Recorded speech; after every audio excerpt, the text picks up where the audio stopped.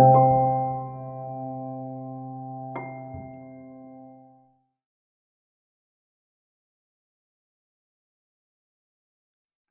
thank you very much. And I wish we could all be together in person, but I'm very happy to have been invited to share these remarks with your organization today. So I think we have an hour, right? So I'm going to do my best to get through my remarks in no more than 40 minutes so that we can have an opportunity to have some discussion here at the end. So I'm going to jump right in. I'm going to share my screen and we will begin to run through. Everybody good? Can we see the screen? Excellent. Okay. So, as you heard, and some of you may know, I've been working as an economist, and at certain points in my career as a policy advisor, I come at the world in terms of the way that I analyze policy through the lens of MMT. And so I was, I guess, one of a handful of economists who started down this road about a quarter of a century ago. It's sort of hard to choke that out because we've been at it for a very long time. But, people have often, I think, described MMT as the school of thought that argues that deficits don't matter. And it's one of those things that frankly drives me batty because that's never been the argument. In fact, it's the opposite of what we have argued. So I wanted to start just by putting that out there. Okay, the MMT approach is not deficits don't matter. They do matter.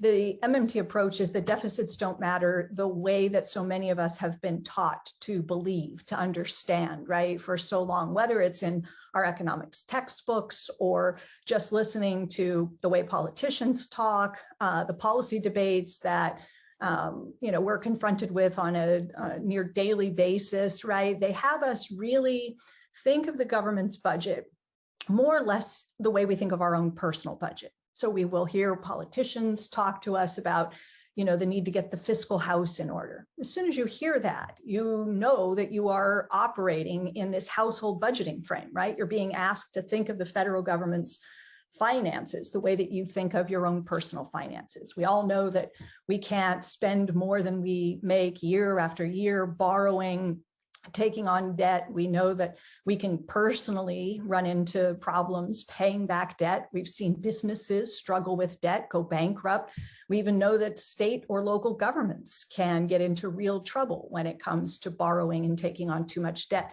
So when people talk to us about the federal government's finances in ways that are familiar to us, it seems correct, right? It seems reasonable that the government should live within its financial means, the same way that a business must, or that you and I have to. We're told that, in times of crises, yes, if you have to go to war, if you have to fight a pandemic, if you're cleaning up a mess after a global financial crisis, then sometimes you just have to do this thing called, running deficits. But that should be temporary. It should not be something that we grow accustomed to, that we become comfortable with, that when the crisis passes, that's the time to get the fiscal house back in order, right?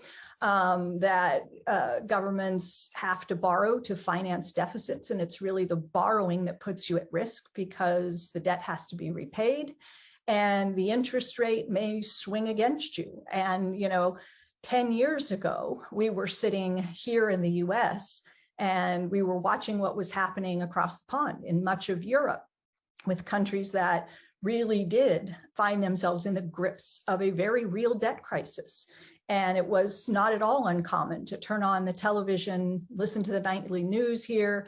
It would start with some kind of scary dun dun dun music, and then a trusted voice, like a news broadcaster would come on and say the debt crisis in America, and they would talk about Greece, and then they would talk about the huge deficits that the U.S. government was running, and this was supposed to be like a canary in the coal mine. And the American people were told over and over and over again that the US was facing a debt crisis, that we had to take urgent steps to rein in deficits, or we were going to end up like many of these European countries, right? That responsible governments don't run deficits, they pay for their spending.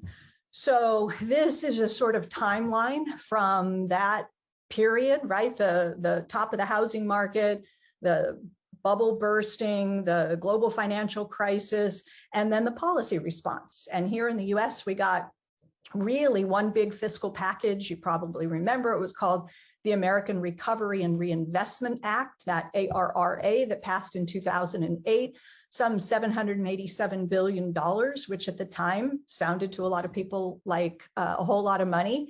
There were economic advisors around President Obama at the time, who said that's not nearly enough. It needs to be orders of magnitude larger if we're going to successfully, lay a foundation for a recovery and avoid a prolonged economic downturn.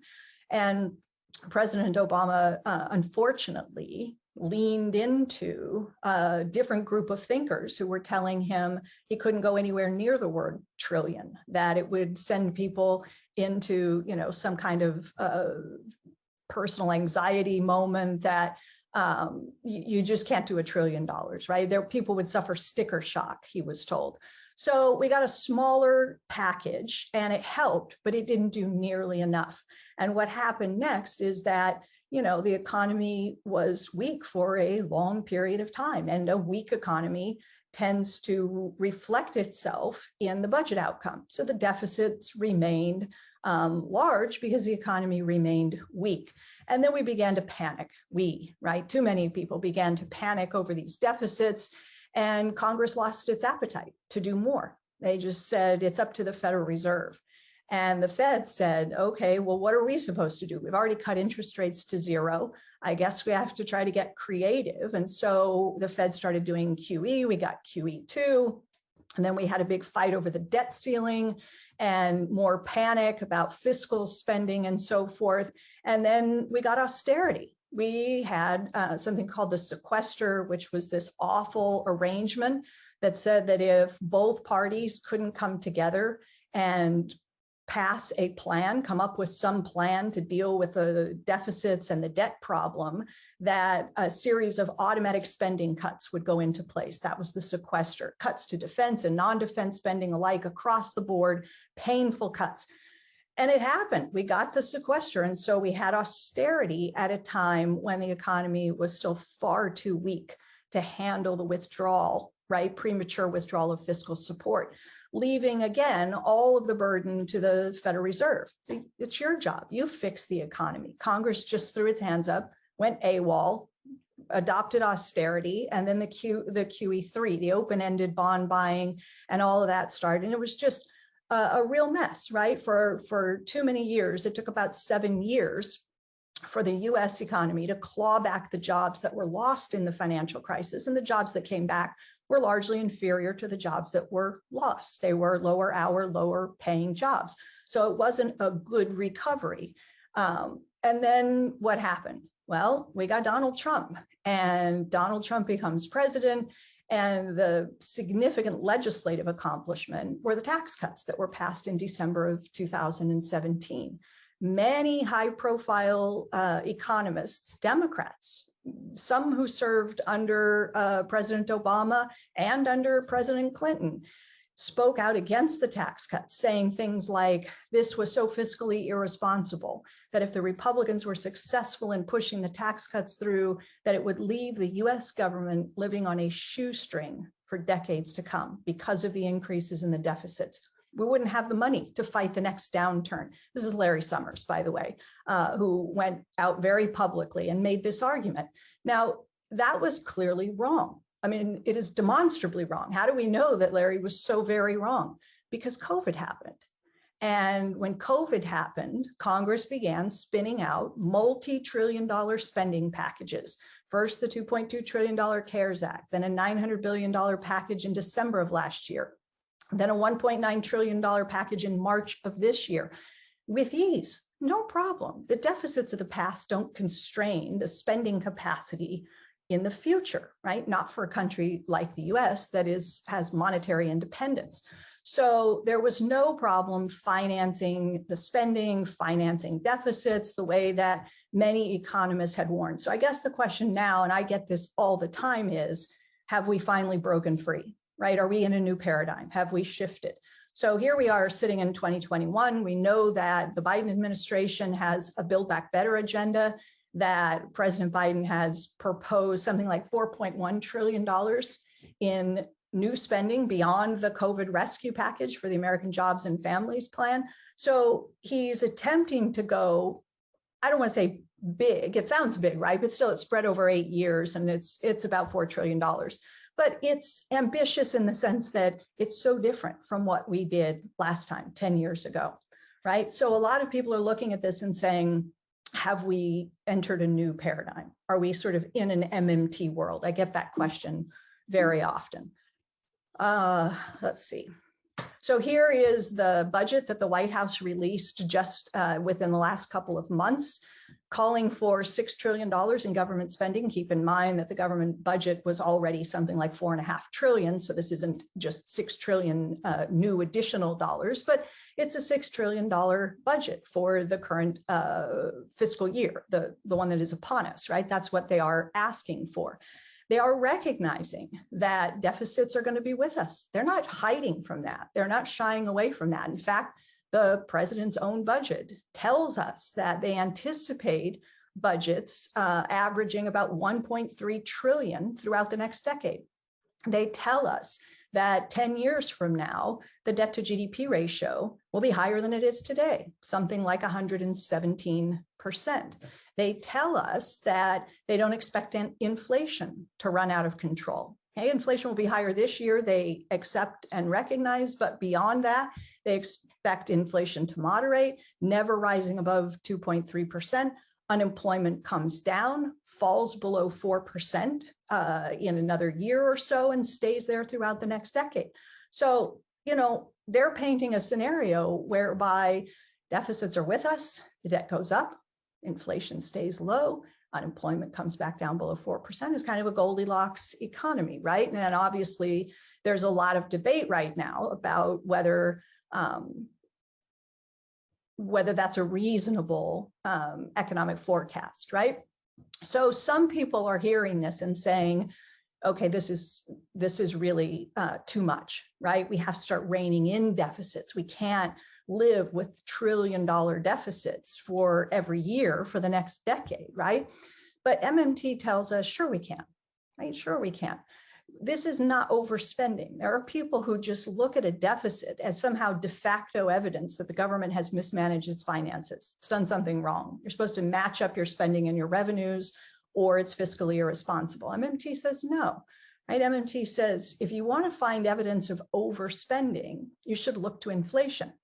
Notice that is not the same thing as saying any observed inflation is always the result of overspending. Okay, obviously we can have things happening like we see today with, you know, supply side idiosyncratic related to reopening and the COVID and supply chain issues and so forth. You can have headline inflationary pressures at the same time that you have high levels of unemployment, spare capacity through much of the economy and so forth.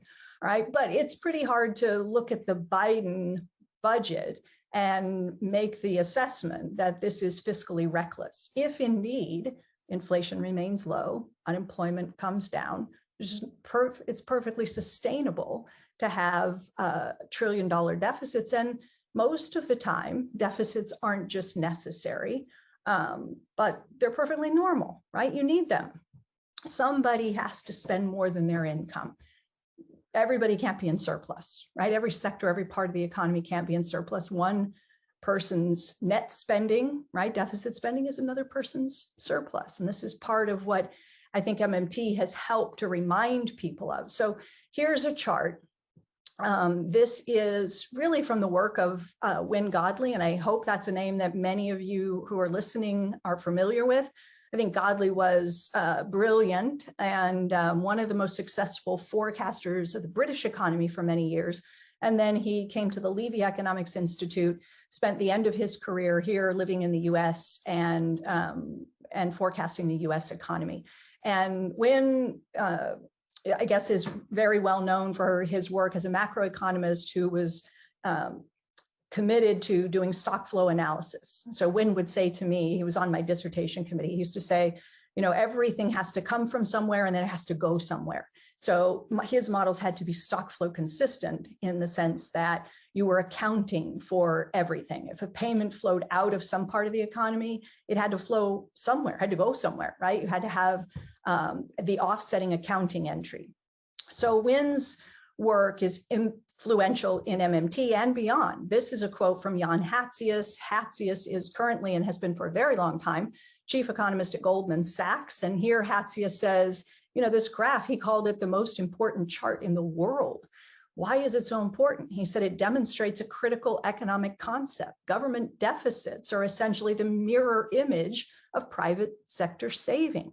When the private sector tries to save money aggressively, spend less and save more, the government deficit will inevitably explode. In other words, it will respond endogenously to the saving desires of the other actors in the economy, right? The non-government sector. Periods associated with small deficits, such as the late 90s, in fact, we had budget surpluses, are associated with extreme private sector leveraging. Right? It became the private sector that spent more than it was taking in. Private sector was doing the deficit spending. That was unsustainable. So Hatzius says this is actually the key to understanding the economy and to forecasting growth. You have to think about which sectors are increasing and decreasing their savings. So I want to show you that same graph, but stripping out one part of it, because he said the government deficit is more or less the mirror image of the private sector's financial balance. In my book that I published about a year ago, I have a chapter called Their Red Ink is Our Black Ink, and it is intended to draw out this insight, right, from the sector financial balances, from Godley's work, to just recognize that when you see these headlines, the Wall Street Journal is screaming $3 trillion deficits this year, federal government deficits. Well, that's, viewed from one vantage point, it's telling us what's happening on the government's ledger, but that's only painting half the picture, because they're forgetting to tell us that on the other side of every government deficit lies a financial surplus in some other part of the economy. And what the data show here is that when the government goes deeper into the red, the private sector is going higher and higher into the surplus. So you think back to 2009, 2010, when the panic really set in as government deficits were exploding. President Obama panicked. Many of his advisors panicked. They put together this deficit reduction commission known as Simpson-Bowles.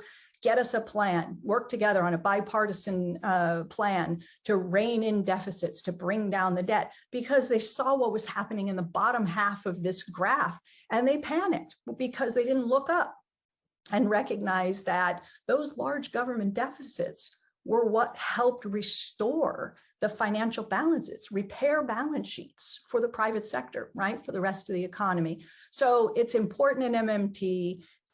There's a whole Minsky dimension as well, but I don't have time to bring that in. So look, here's the same data. It looks different, but it's exactly the same chart because I use bar graphs instead of a line graph. And this updates the data to bring us into what's happened post-COVID, right, with the COVID deficits. So you got people who are saying $3 trillion deficit, my God, panic. But again, look up, right? Those deficits are financial surpluses in some other part of the economy. It's the budget surpluses that were unsustainable, right? Look at the Clinton years. You see, I have indicated here from 1998 to 2001, federal government budget moved into surplus. And this was hailed as some sort of, masterful achievement, a badge of honor, especially for Democrats, right? Because they had a Democrat in the White House. We are the party of fiscal responsibility. We're the only ones. Look back through time. This data goes back to early 1950s. Nobody balances budgets or delivers surpluses, but we did, right? We got the budget into surplus. And this was viewed as a merit-worthy accomplishment. But Wynne Godley didn't see it that way, and the MMT economists didn't see it that way. What we saw was a surplus in the federal government's account that was being built on the backs of unsustainable, unprecedented private sector deficit spending. And we didn't think that it was going to last. Meanwhile, the Congressional Budget Office and others were actually saying that the government's budget was going to remain in surplus as far as the eye could see. And there were projections that the US was going to pay off entirely the national debt. Wynne knew that wouldn't happen. He believed it wouldn't happen. We believed it wouldn't happen because, again, this is a sort of Minskian analysis. It's unsustainable for the private sector, which is a user of currency, to remain in that deficit position, spending more than it takes in. It's much more easy for an issuer of currency, the federal government, to stay down there in the red, right, in deficit, producing the surpluses that the rest of us depend upon. This is the same thing. I thought some of you might be joining from Canada. So this is the same sort of, sector balance. Looking at Canada, we heard Prime Minister Trudeau at one point say that the Canadian government took on debt so that the Canadian people wouldn't have to. That's exactly what happened. You can see the big spike in government deficits here mirrored by a huge spike in the private sector surpluses. So the same thing. All right. So I'm going to try to speed up just a little bit. So if we can get comfortable with deficits, if we can recognize that another way to refer to the government deficit is to call it the non-government surplus. That's what it is, right? There's no two ways about it. It's not a debatable point. It is the surplus in the non-government sector. So if we could get comfortable with deficits instead of having this aversion, this allergic reaction to the idea of a government deficit, then what's the next step? I think the next step is overcoming the anxiety we have with respect to the public debt, so-called. So because the government matches up its deficit spending by selling new government bonds, we hear this described as borrowing. And we hear the resulting bonds referred to as debt. And then we go right back to our personal finances again, and politicians message it this way. I say the government is borrowing from China and they're borrowing from, Wall Street, and investors may wake up one day and the Chinese may wake up one day and decide no more, enough, right? We've had it. We're turning off the spigot. No more dollars are coming out. You're cut off. And so we're told that there are risks involved with borrowing and with piling on debt, right? Burdens to future generations. And we've all heard these sort of things. And I don't think that economists are doing everything they can to help the public better understand what's really happening, right? The nature of these operations. So from an MMT perspective, I don't refer to this as borrowing. I don't think it's the right word. We don't have a fiscal crisis. We don't have a deficit problem. We don't have a debt problem. We have a communication problem. We have a language problem. We are using terms like deficits, borrowing, debt that are applicable for currency users, right? I borrow when I go to a bank and take out a loan. I take on debt that's real, that I have to find the money to pay back. The federal government is completely different. So how does MMT think about this? Well, look, if the government spends $100 into the economy and taxes $90 back out, that's a deficit, right? We label that a deficit. What it really is a $10 deposit that is being made to some other part of the economy. At the same time, the government is saying, well, we anticipate spending more than we tax, right, than we collect in tax revenue. So we're going to arrange for a treasury auction. We're going to sell government bonds. So that $10 gets transformed, right, recycled into a $10 government bond, which is what? Interest-bearing dollars. It's just an interest-bearing form of government currency. The US government is the issuer of both of these things, right? It can issue the currency, it can issue security that pledges some interest payment over a period of years, right? And it gets to decide the time period, the maturity of the security. So there are people now, like at the St. Louis Federal Reserve, who have written pieces recently saying, honestly, we should just be thinking of the total outstanding stock of treasuries as part of the broader US money supply. We shouldn't call it the national debt. Shouldn't be using that word. It's part of the broader money supply. This thing we call the national debt is nothing more than the dollars the government spent into the economy every year, but didn't tax back, that are currently being held, saved in the form of US government bonds, right? It's part of our wealth, it's part of our savings, right? But people ask us to view them as one of our liabilities. You're on the hook. You have to pay that back. No, not at all. It's part of our wealth. Okay, there is nothing to pay back once you recognize that it's already the money. It's just part of the money supply. So we have these debates where they are raging, and I'm sure you all know this, about how to move forward with infrastructure. Physical, human infrastructure, the big fight is being had. And we did all this spending over the last 16 months without offsets, so-called pay-fors, right? The CARES Act, the $900 billion in December, the $1.9 trillion this March, all of that was just Congress writing legislation, right? Writing a bill that sends one set of instructions to its bank, the Federal Reserve. The instructions are, go out, credit the appropriate bank accounts, make the payments on behalf of Treasury. That's it. All government spending gives rise to new money creation. Always, not just now, always. Okay, so the debate right now is how much of the proposed infrastructure spending should be offset.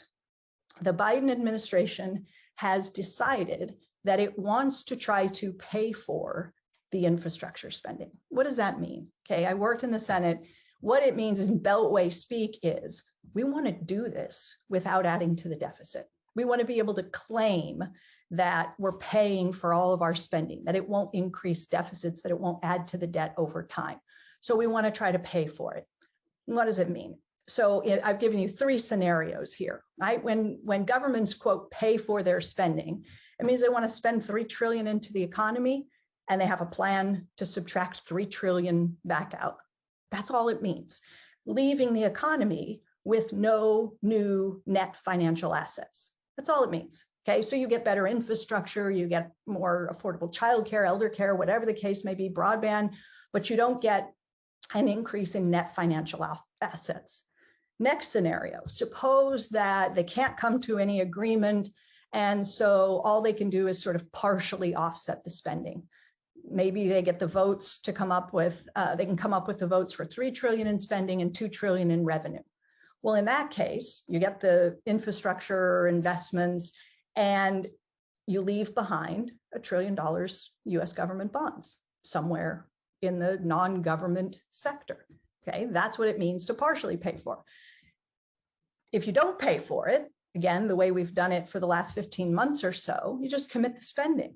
So you spend, somebody gets the dollars, many of those dollars get turned into treasuries, you get the infrastructure, and you get financial assets, right? So savings increases when people's wealth increases, and you get an increase in net financial assets. That's all we're talking about. And what should really matter, I mean, inequality is obviously a thing, and I shouldn't say it like that. Inequality is obviously an important issue and a serious challenge. That's my personal view. And it is the view of the Biden administration. So that's why you see this effort to concentrate the tax increases on those with higher incomes, right? The tax corporations, tax those making $400,000 or more per year.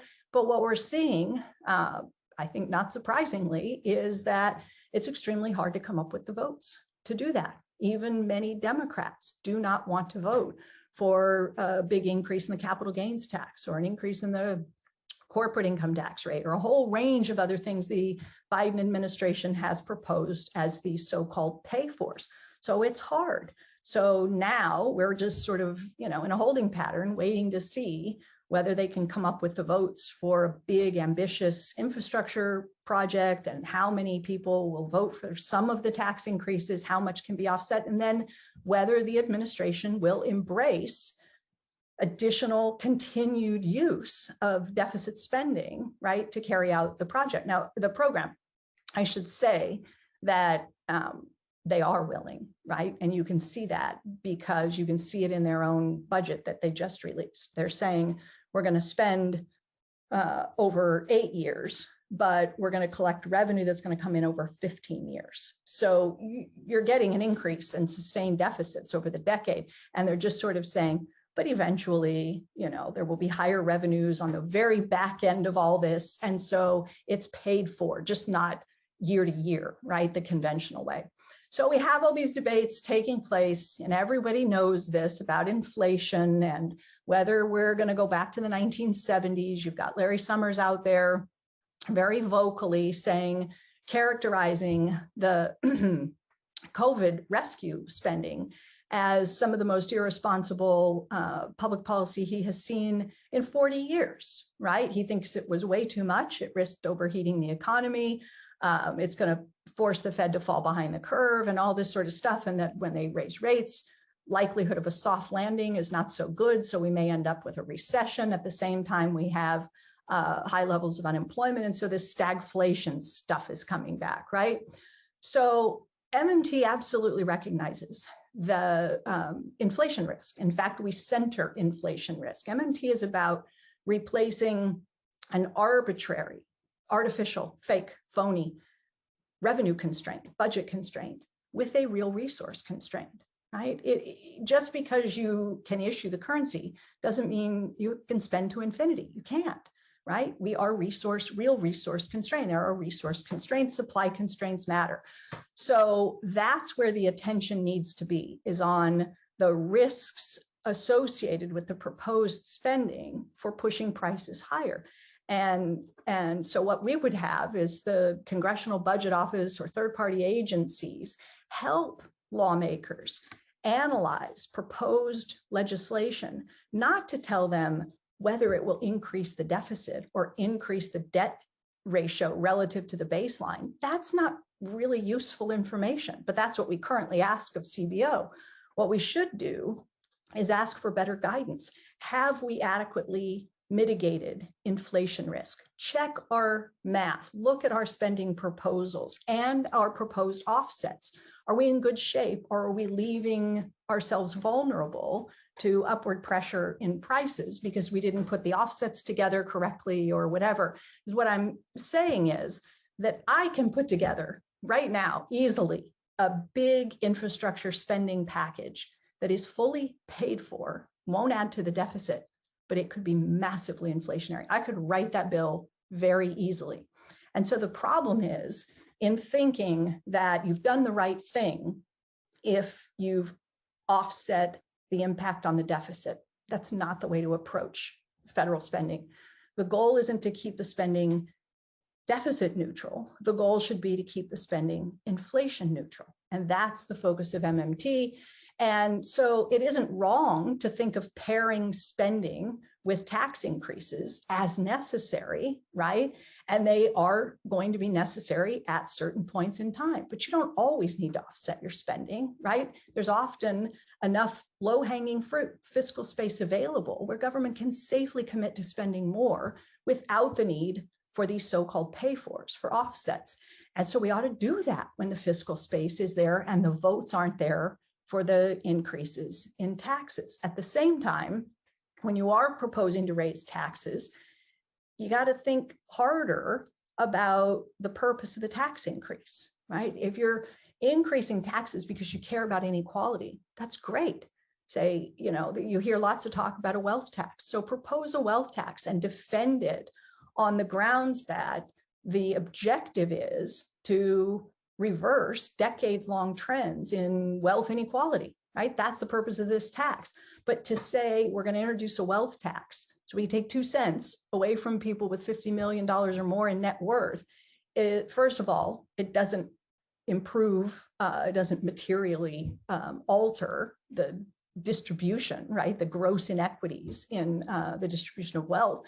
And you're really just using the rich as a pay for, right? You're just peeling off a little tiny bit so that you can claim that this covers the cost of some of the spending you want to do. And I just think that's the wrong way to go about it. You're removing income from the hands of people who weren't going to spend much, if any, of that income in the first place. So it's a particularly ineffective tax when it comes to mitigating inflationary pressures. But it's also not a very effective tax if the goal is to really get at the inequities in the system. So we think in MMT very differently. If I had more time, I would talk about Abba Lerner and Beardsley Rummel, who thought about taxes the way that we really think about the purpose of the tax, right? Purpose of the tax is to reduce take money out of someone's hands for one reason or another, because you're worried about inflation, because you're worried about inequality, because you want to, use taxes for incentivizing or disincentivizing certain behaviors. But increasing taxes and increasing tax revenue to the federal government doesn't increase the spending capacity of the federal government. Congress has the same spending capacity with $1 trillion in their bank account or $0 in their bank account, right? It's not like the rest of us. So it's a problem to have this idea that somehow running up surpluses in the recovery help you better afford to spend when the next downturn comes. It's not the way it works. Okay, so I wrote about this in a fairly recent column for the New York Times. I'm going to skip ahead. If there's interest in that, you can go see more about the way that I think about this stuff.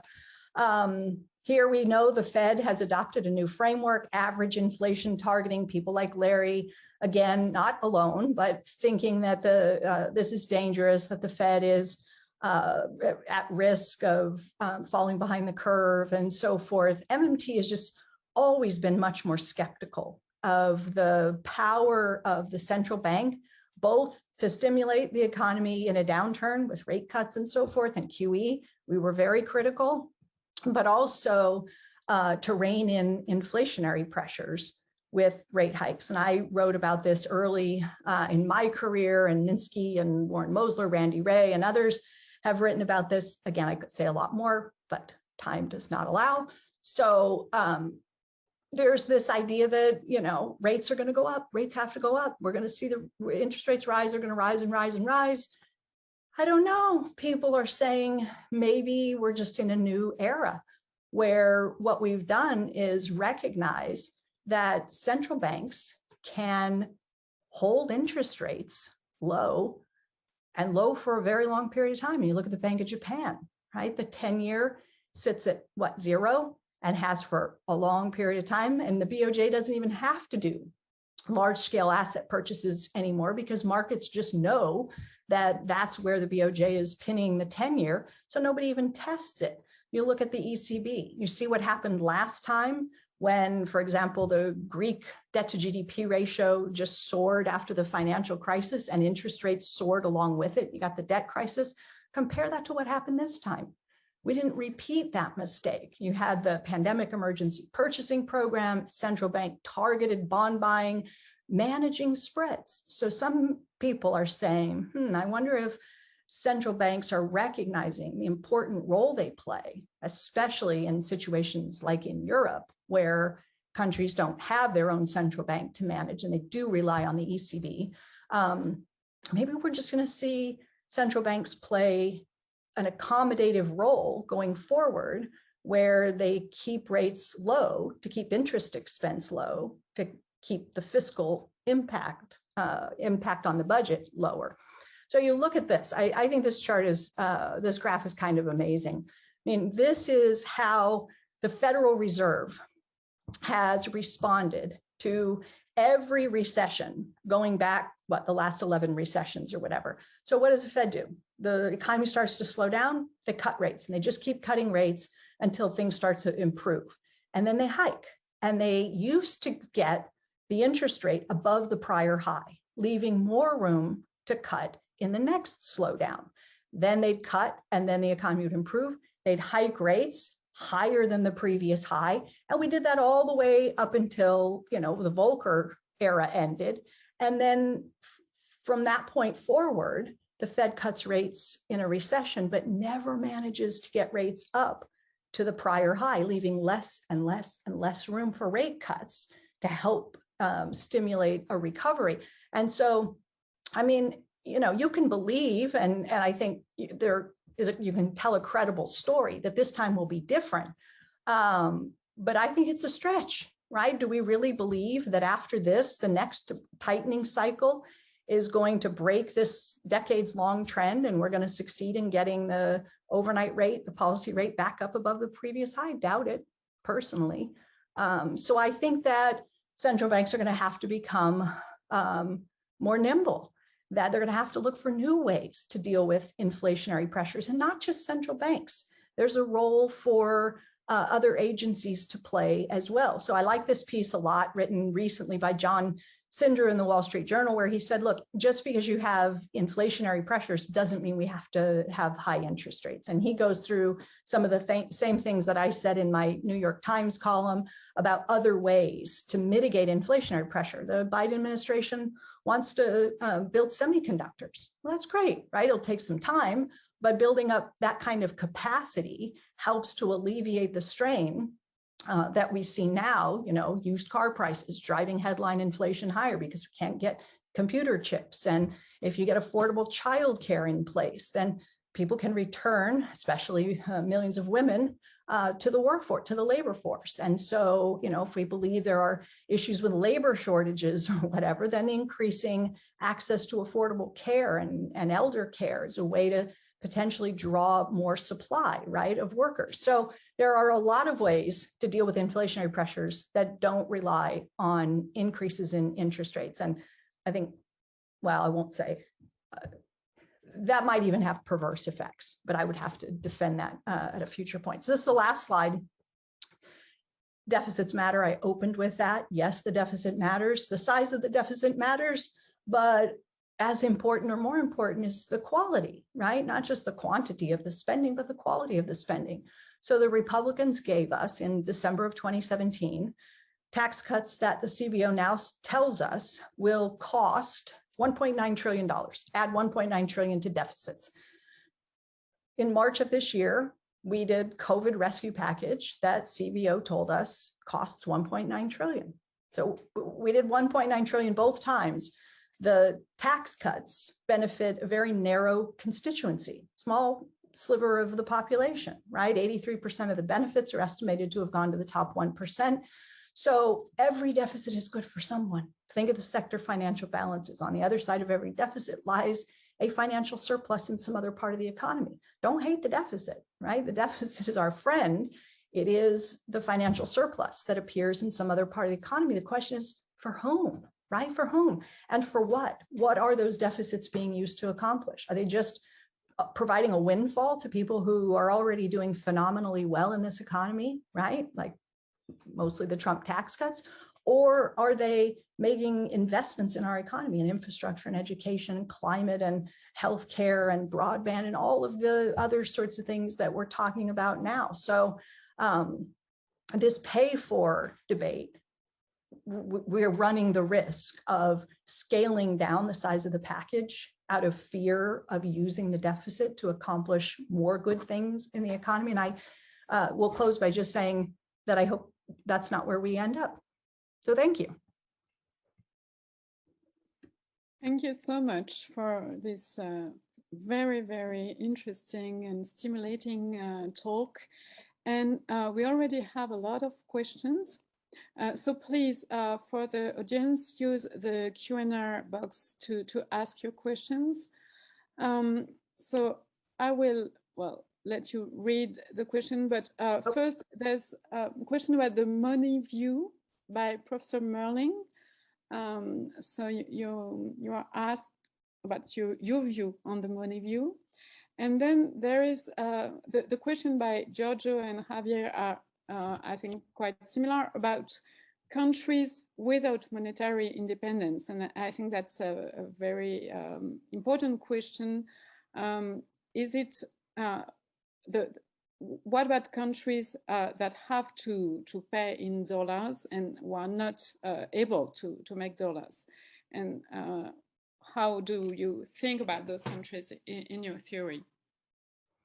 Okay, well, let me take the last question first. So that is an important distinguisher between basically the entire narrative that I just gave you, right? Countries, I referred to countries that have monetary independence. Sometimes we talk about a high degree of monetary sovereignty, right? Countries that issue their own non-convertible fiat currency. So you're not tethering your currency to some other country's currency. You're not promising to convert into something that you could run out of. You're not borrowing in foreign currency. And I would add to that you're resilient when it comes to pretty significant fluctuations in your exchange rate, that you can withstand that. that you're not highly dependent on the rest of the world for critical imports like energy, food, medicine, technologies, right? Those things move you along, if you imagine a spectrum of monetary sovereignty. Lacking the things that I just described puts you at, the weaker end of the policy spectrum, less policy space available to you. So, so it matters a lot, right? Whether the monetary system in place looks like the one I described, as it does in Australia, in Japan, Canada, and the UK, and the US, right? Or whether you lack that kind of monetary independence, like the 19 countries that abandoned sovereign currencies and started using the euro, or countries that outright dollarize, or have high levels, many Latin American countries, and others, right, with high levels of debt denominated in a currency that's not their own, vulnerable to exchange rate swings, energy dependent, and so forth. So, so I hope that answers that question. I wish Perry could say something. Can Perry turn on his mic?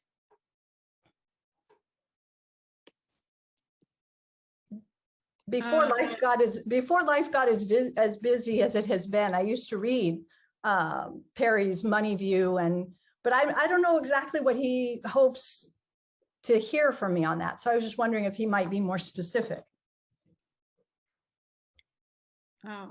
Well, I think I can turn on mics, but I don't know how to do it. Oh, I'm sorry, I heard earlier. Will be needed here. Anthony, could you help us to?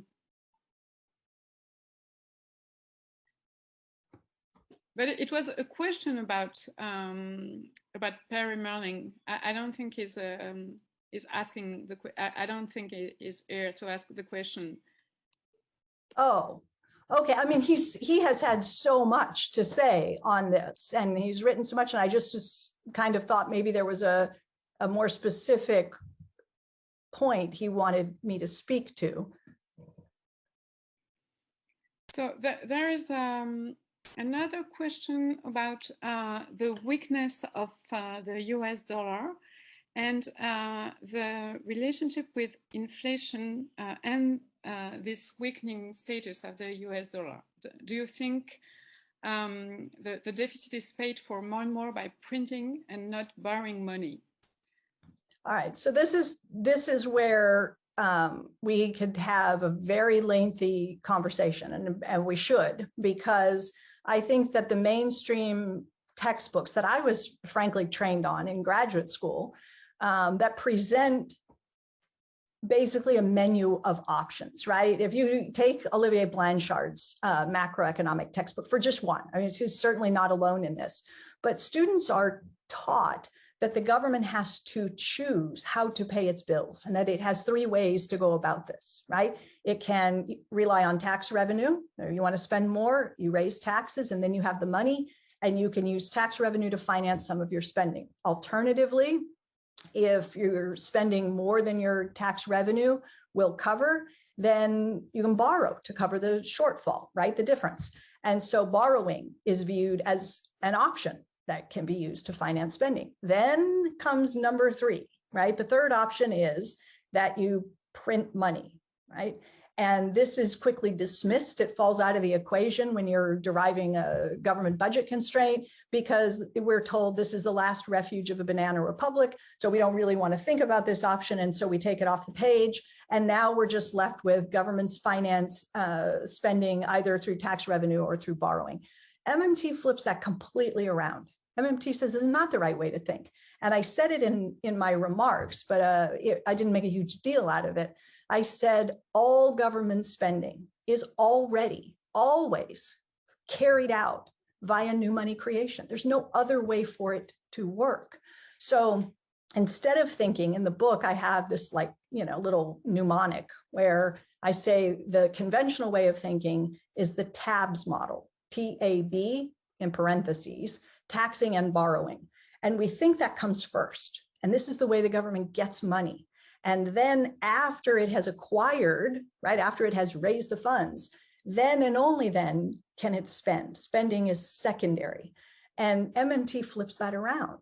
and we recognize the spending comes first, right? And taxing and borrowing are the secondary operations. You can't use dollars to pay taxes or buy government bonds until those dollars have first ended up in someone's hands. You had to spend, government had to spend or lend, in the case of the Fed, you could do that, have to get the dollars out there before anyone can have them.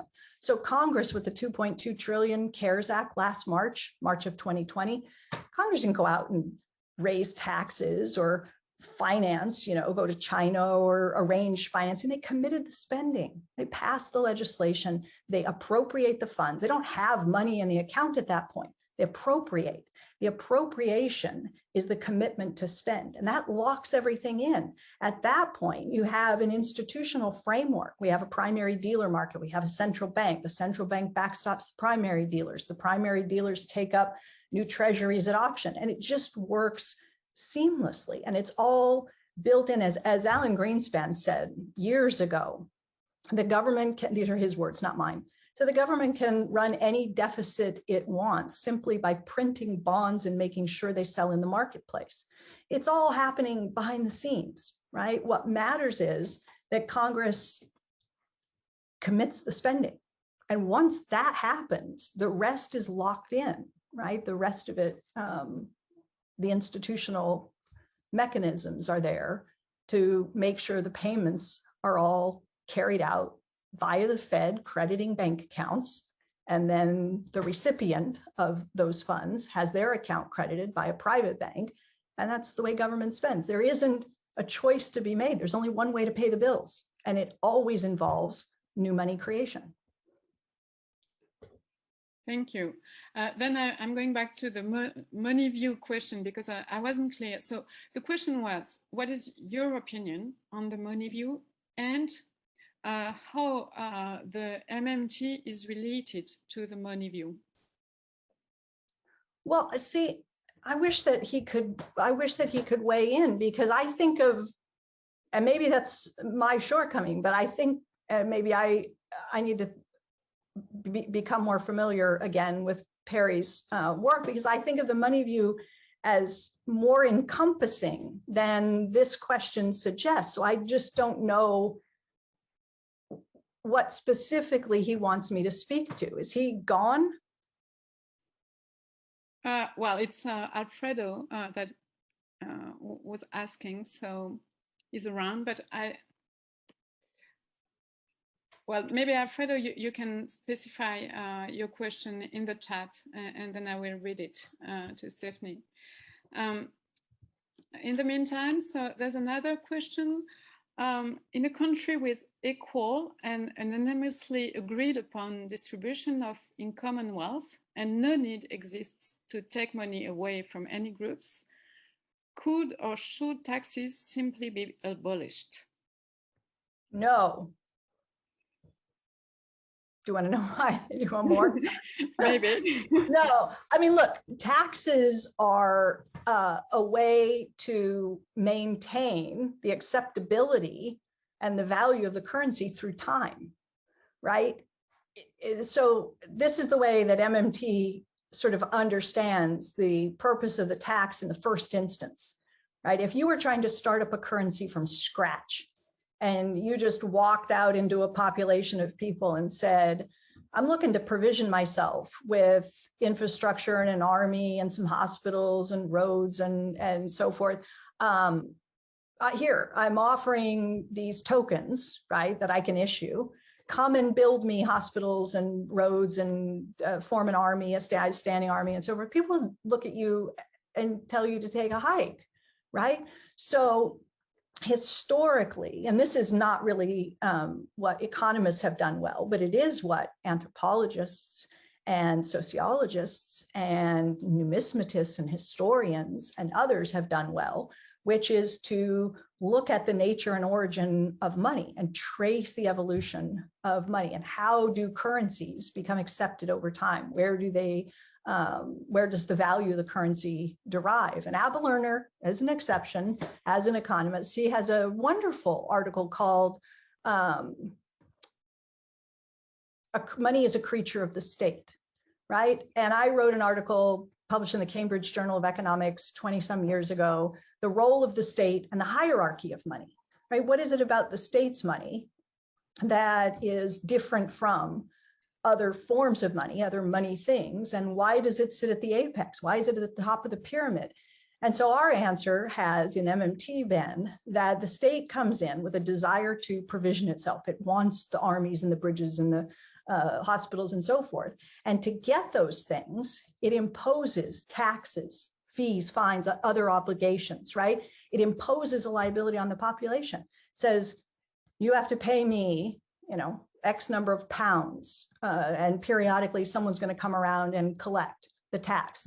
And the population says, how am I supposed to settle a tax liability? And what happens if I don't pay? Well, there were hut taxes back in time that burn your hut down. The punishment for not paying taxes is very real. It is today as well, right? So it is a coercive arrangement, the tax system. You have to pay the tax.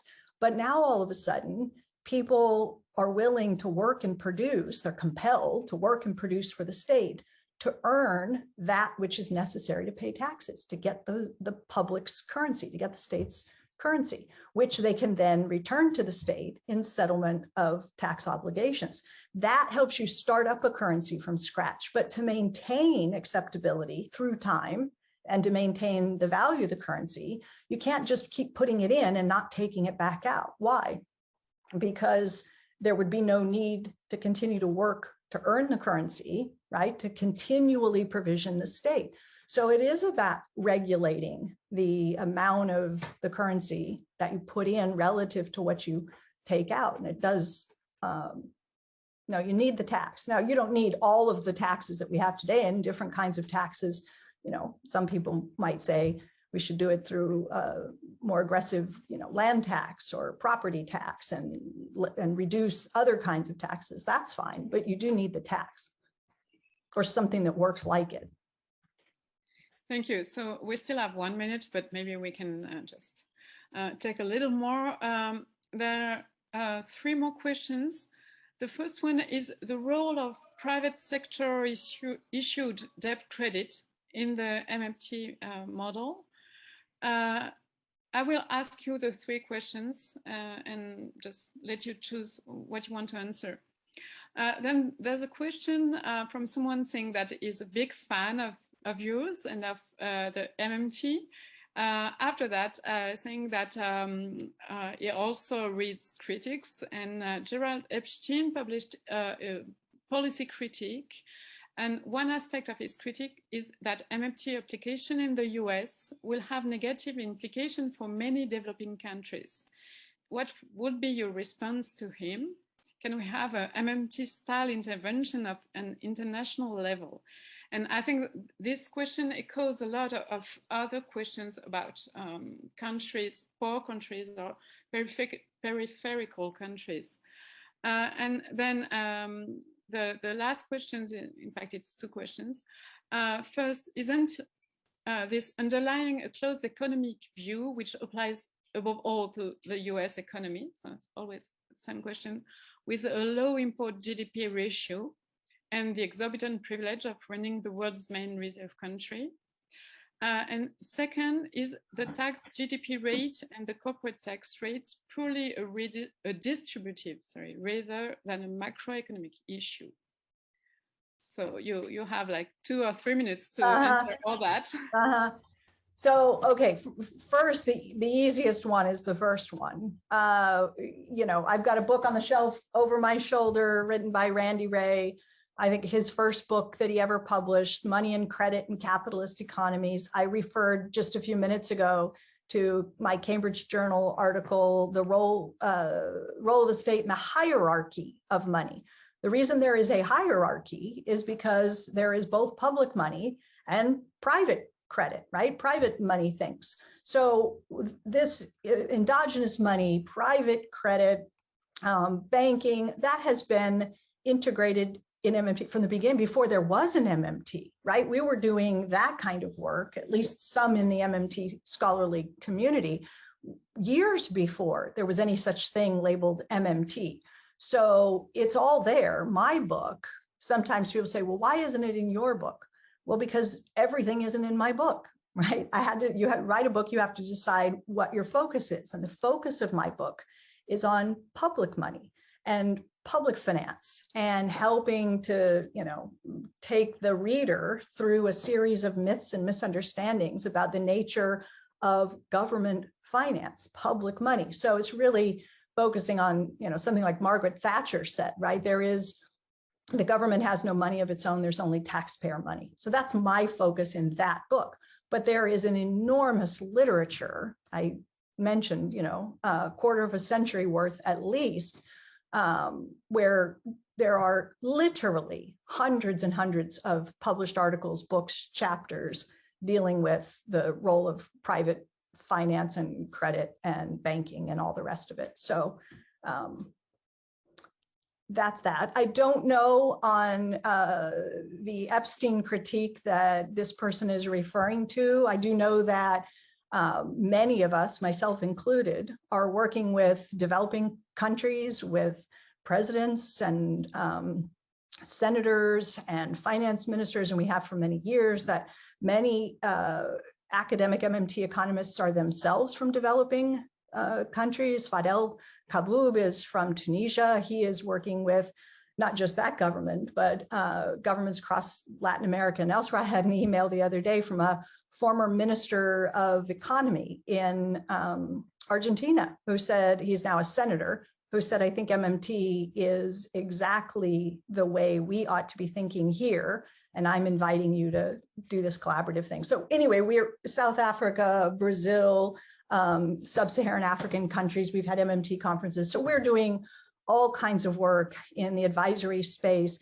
Is it different? Yes. And I acknowledge that with the remarks on the spectrum, right? If you are not able to withstand sharp swings in your exchange rate, if you're dependent on the rest of the world, if you're producing low value added content and importing high value added, and you've got to have medicine and energy and food from the rest of the world, you have yourself a challenge. You can't run your government budget the way that we can here, or Australia, or the UK, or Japan. But you need a long-term development strategy to move yourself from this end of the sovereignty spectrum in this direction, right? And that's one of the things that we try to do, is to help countries use the MMT lens to try to understand the policy space they have. Sometimes they have more than they understand they have. That was true in the case of South Africa, for example. But they need help reconfiguring domestic productive capacity, orienting spending in the right industries. And for many of these countries, this is a 30, 40, 50-year plan, right? Nobody in MMT world is suggesting that you can, first of all, you don't do MMT, you don't implement MMT. It's not something you adopt. It's not a prepackaged set of policies you hand to government, say, do this, this is MMT. It's a framework, it's a lens, it's an analytic framework. So it's about how you can use that analytic framework, look through that lens to a country's monetary system, the amount of foreign debt that it has, the nature of its nascent industries and its dependence, exchange rate risks, and so forth. And then making a determination about what's possible given those constraints, right?